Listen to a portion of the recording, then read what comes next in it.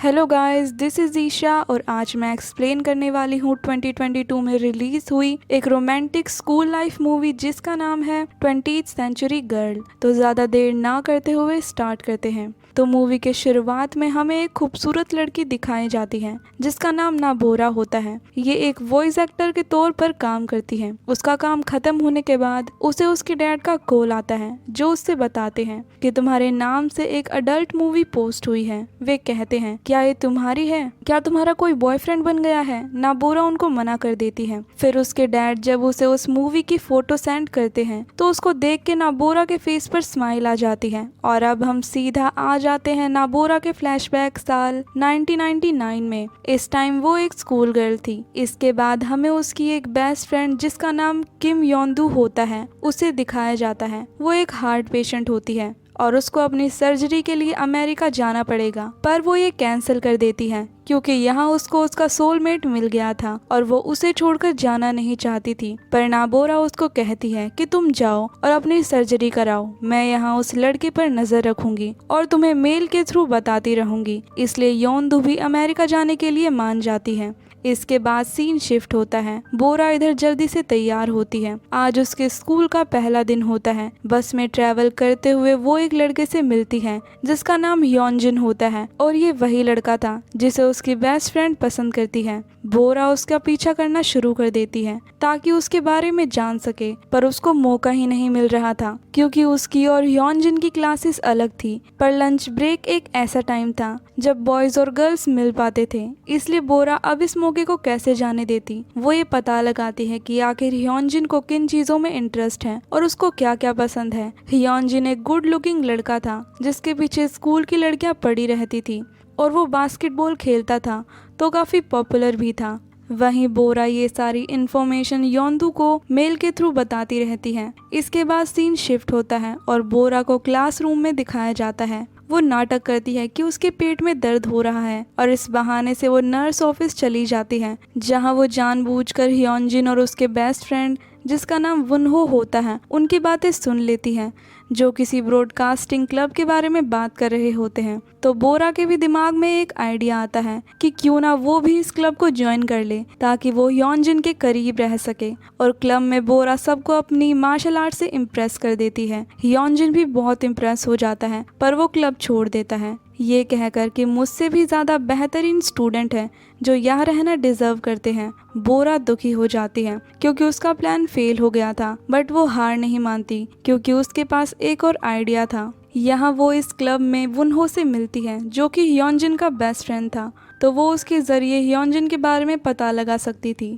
वो उससे बात करने की कोशिश करती है पर वुनहो उस पर ध्यान नहीं देता।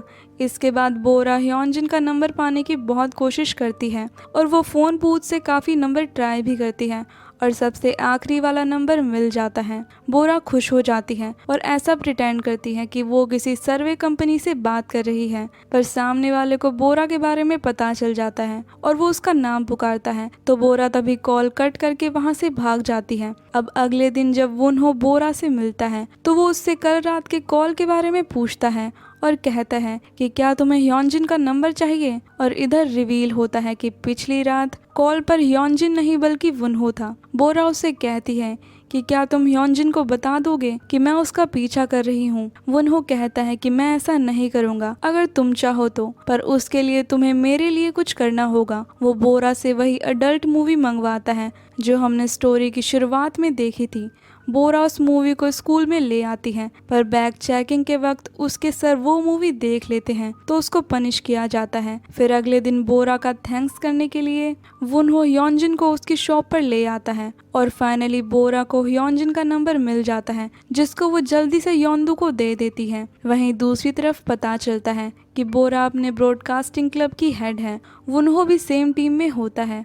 अब अगले दिन वुनहो और बोरा को एक काम मिलता है। इधर स्कूल के सारे बच्चे होते हैं। यहाँ बोरा देखती है कि योंजिन बहुत सारी लड़कियों से घिरा होता है जो उसको बिल्कुल अच्छा नहीं लगता है। उसको लग रहा था कि ये योंजिन की गर्लफ्रेंड है। वो वुनहो से इस बारे में पूछती है पर वुनहो इसके बजाय बोरा को टेप रिकॉर्डर चलाना सिखाता है। इसके बाद रात को ह्योंजिन का झगड़ा किसी खतरनाक गैंग से हो जाता है, क्योंकि गैंग के लीडर को लग रहा था कि ह्योंजिन उसकी गर्लफ्रेंड के क्लोज आने की कोशिश कर रहा है कि तभी वहाँ बोरा आकर उसको बचा लेती है। वहाँ वुनहो भी होता है जो उनको उधर से भागने को कहता है। फिर वे भागते हुए एक पार्क में आ जाते हैं। गैंग के मेंबर्स भी उनका पीछा कर रहे होते हैं, पर पार्क में पुलिस को देख के वे वहां से चले जाते हैं। यहाँ बोरा रियलाइज करती है कि उसका हाथ वुनहो ने कसकर पकड़ा हुआ था, तो वो झटके से अपना हाथ छुड़वा लेती है क्योंकि वो एम्बेरस हो गई थी। इस फाइट की वजह से बोरा के पैर में थोड़ी चोट आ जाती है। फिर अगले दिन ह्योंजिन बोरा के पास आता है और उसको एक राइड पर ले जाता है। इधर ह्योंजिन उससे कहता है कि क्या तुम मुझे पसंद करती हो।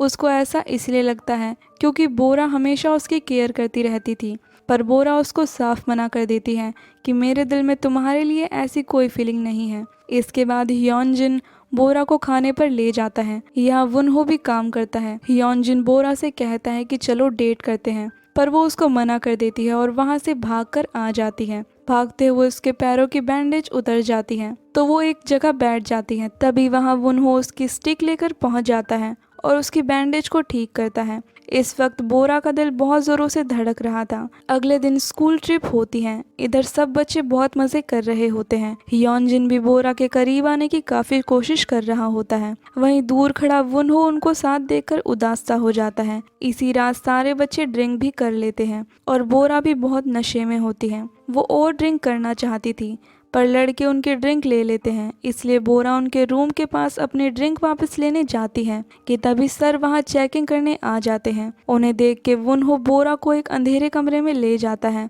फिर इसके अगले दिन टीचर सबको पनिश करती है ड्रिंक करने के लिए। इधर वुनहो बोरा को एक ड्रिंक भी देता है ताकि उसका नशा उतर जाए। इधर ह्योंजिन, बोरा और वुनहो एक प्यारी सी फोटो क्लिक करते हैं जो बोरा योंदू को भेज देती है। इसके बाद सीन शिफ्ट होता है। यहाँ वुनहो बोरा को बताने आता है कि वो कल से सामने वाली शॉप पर काम करेगा। उसका काम खत्म होने के बाद वो बोरा और उसके भाई को आइसक्रीम की छोटी सी ट्रीट देता है और ये भी पता चलता है कि वुनहो का भी एक छोटा भाई है, पर वह अपनी मदर के साथ रहता है और वुनहो के पेरेंट्स का डिवोर्स हो चुका है।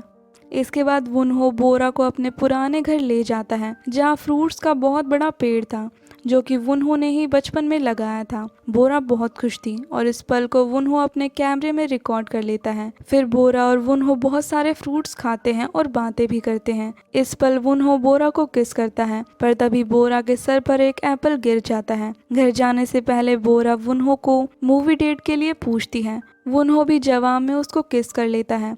अब बोरा बहुत खुश थी क्योंकि उसको पहली बार प्यार हुआ था, तो वो ये बात योंदू को बताती है।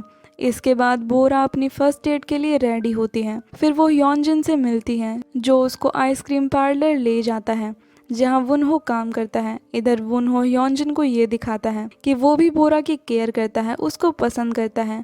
इसी दौरान वहाँ योंदू भी आ जाती है। उसको देखकर बोरा रोने लगती है कि आखिरकार उसकी बेस्ट फ्रेंड वापस आ गई है। पर इसके बाद आता है मूवी में एक धमाकेदार ट्विस्ट, जब हम सबको और बोरा को ये पता चलता है कि योंदू जिसको पसंद करती है वो ह्योंजिन नहीं बल्कि वुनहो है। ये जानकर बोरा तो बहुत उदास हो जाती है कि वो अब कैसे बताए योंदू को कि वो तो वुनहो से प्यार करती है। बोरा अपनी जगह पर योंदू को मूवी डेट पर भेज देती है और जब जब योंदू वुनहो की बातें करती तब तब बोरा उदास हो जाती है। वो चाहकर भी योंदू को सच नहीं बता पा रही थी। इसी रात वो फोन बूथ पर जाकर वुनहो को कॉल लगाती है और वुनहो भी वहाँ आ जाता है। वो बोरा को एक फोन देता है जिसके जरिए वो आराम से जब चाहे उसको कॉल कर सके। बोरा इधर कहती है वो मेरी गलतफहमी थी, मैं तुम्हें पसंद नहीं करती। ये सुनने के बाद तो वुनहो का दिल पूरी तरह से टूट जाता है। यहाँ वुनहो ने बोरा के लिए एक लव लेटर लिखा होता है जिसमें वो बताता है कि उसको बोरा से कैसे प्यार हुआ, वो कब पहली बार उससे मिला। उसको देखते ही वुनहो के चेहरे पर स्माइल आ जाती थी, वरना उसने हंसना तो बिल्कुल छोड़ दिया था जब से उसके पेरेंट्स का डाइवोर्स हुआ था। वो बोरा को बहुत पसंद करता था, पर जब उसको पता चला कि बोरा तो ह्योंजिन में इंटरेस्टेड है तो उसको जलन होने लगी। वो अपनी फीलिंग बता नहीं पाया, पर जब उस दिन बोरा नशे की हालत में अपना लव कन्फेस करती है तो वुनहो भी बहुत खुश हो जाता है। उसको अब बोरा की फीलिंग्स के बारे में पता लग गया था, पर अचानक से उसको न्यूजीलैंड जाना पड़ता है और अब शायद बोरा कभी नहीं जान पाएगी कि वुनहो उसके लिए क्या फील करता है। फिर अगले दिन वुनहो और बोरा को अपने असाइनमेंट में कुछ दिक्कत आ जाती है तो योंदू उनकी हेल्प करती है क्योंकि उसके अंकल सियोल में ब्रॉडकास्टिंग कंपनी में काम किया करते थे। काम खत्म होने के बाद वे चारों अम्यूजमेंट पार्क जाते हैं और बहुत मजे करते हैं। इधर वुनहो रोलर कोस्टर पर बोरा से अपनी फीलिंग कन्फेस कर देता है। हालांकि उसको ऊंचाई से डर लगता है पर फिर भी वो बोरा के लिए उस पर बैठ जाता है। वही योनजिन योंदू को सब बता देता है कि बोरा और वुनहो एक दूसरे को पसंद करते हैं। जाने से पहले वुनहो बोरा को आखिरी गुड बाय कहता है पर बोरा को कोई रिएक्शन नहीं होता बल्कि वो तो खुश होकर दिखाती है कि वो आखिरकार जा रहा है। वुनहो तो बहुत दुखी था कि बोरा ने उसको एक बार भी नहीं रोका। वहीं घर जाते हुए योंदू बोरा से कहती है कि मुझे सब पता चल चुका है कि तुम भी वुनहो को पसंद करती हो। आखिर तुमने इतनी बड़ी बात मुझसे कैसे छिपाई। वो बोरा से गुस्सा होकर चली जाती है और जब रात को वो बोरा के ईमेल डिलीट कर रही थी तो योंदू की नज़र एक मेल पर पड़ती है जिसको उसने नहीं देखा था और उसमें बोरा ने उसको बताया हुआ था कि वो वुनहो को पसंद करती है। तो अगले दिन योंदू स्कूल में वुनहो को सब सच बता देती है कि बोरा ये सब आखिर क्यों कर रही है और वो उसके लिए क्या फील करती है। और उस दिन वुनहो अपना सारा दिन बोरा को ढूंढने में लगा देता है पर वो उसको नहीं मिल पाता। फिर अगले दिन योंदू बोरा से बात करने की बहुत कोशिश करती है और आखिरी में उसको बेहोश होने का नाटक करना पड़ता है जो बोरा उस पर ध्यान दे। इसके बाद योंदू और योनजिन वुनहो और बोरा को मिलाने की कोशिश करते हैं इससे पहले वुनहो न्यूजीलैंड चला जाए। फिर बोरा जल्दी से स्टेशन पहुंचकर वुनहो से अपनी फीलिंग कन्फेस कर देती है और वे दोनों हक करते हैं। यहाँ वुनहो बोरा से प्रॉमिस करता है कि मैं जल्द वापस आऊँगा, तुम मेरा इंतज़ार करना। वुनहो भी बहुत रो रहा होता है। इसके बाद लॉन्ग डिस्टेंस रिलेशनशिप शुरू हो जाता है। हालांकि बोरा और वुनहो मेल के थ्रू बातें किया करते थे और ऐसे ही 2000 का न्यू ईयर आ जाता है। फिर बोरा सियोल यूनिवर्सिटी के लिए बहुत मेहनत करती है ताकि वो और वुनहो सेम कॉलेज जा सके और बोरा को वहाँ एडमिशन भी मिल जाता है। इसके बाद 2001 के आते आते वुनहो ने कांटेक्ट करना बंद कर दिया। बोरा बहुत दुखी थी, वो रोज उसके मैसेज का वेट किया करती थी।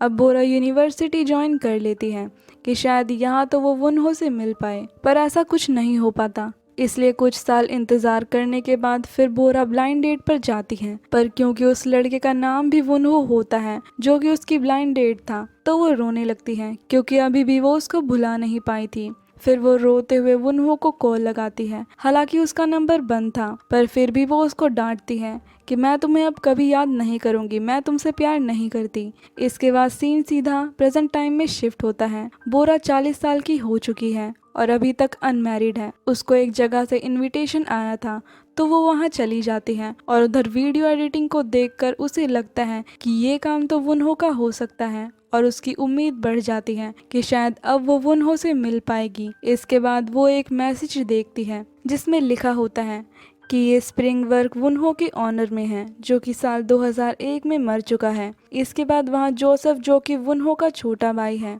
बोरा के पास आता है और उससे माफ़ी मांगता है अपने भाई की तरफ से जो अचानक से उन सब को छोड़कर चला गया।